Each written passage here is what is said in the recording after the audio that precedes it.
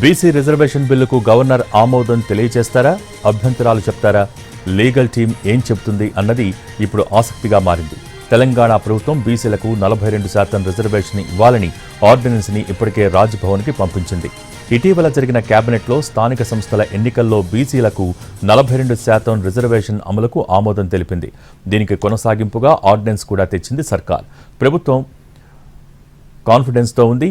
2018లో చేసిన ఆర్డినెన్స్కి అమెండ్మెంట్ కాబట్టి ఇబ్బంది ఉండదు అనే ధీమాతో ఉంది.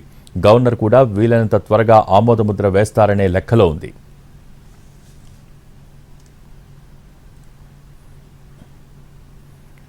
ఆర్డినెన్స్పై భిన్న రకాల వాదన వినిపిస్తున్నారు. 2018లో చేసిన దానికి సవరణే కదా అని కొందరు, అసెంబ్లీలో బీసీ రిజర్వేషన్ బిల్లు గవర్నర్ నుంచి రాష్ట్రపతికి వెళ్లింది, దీంట్లో 2018 అమెండ్మెంట్ యాక్ట్లో ఉన్న కంటెంట్ ఒకటే అనే చర్చ నడుస్తోంది.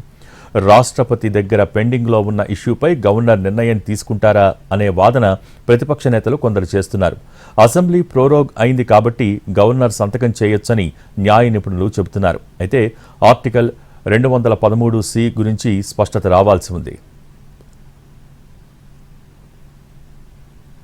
ప్రభుత్వం అన్ని రకాలుగా సిద్ధమైంది. గవర్నర్ నుంచి సానుకూలంగానే స్పందన వస్తుంది అనే అంచనాలు వేస్తోంది. ప్రభుత్వం నిక్కజ్జిగా సర్వే చేసిన నేపథ్యంలో న్యాయపరంగా కూడా చిక్కులు ఉండవనే ధీమాలో ఉంది సర్కార్. అయితే గవర్నర్ ఏం చేస్తే సర్కార్ ఎలా రియాక్ట్ అవుతుంది అనేది చూడాలి. స్థానిక సంస్థల ఎన్నికల్లో మాత్రం 42% రిజర్వేషన్ ఇచ్చి వెళ్లాలనే ధోరణిలో ఉంది ప్రభుత్వం.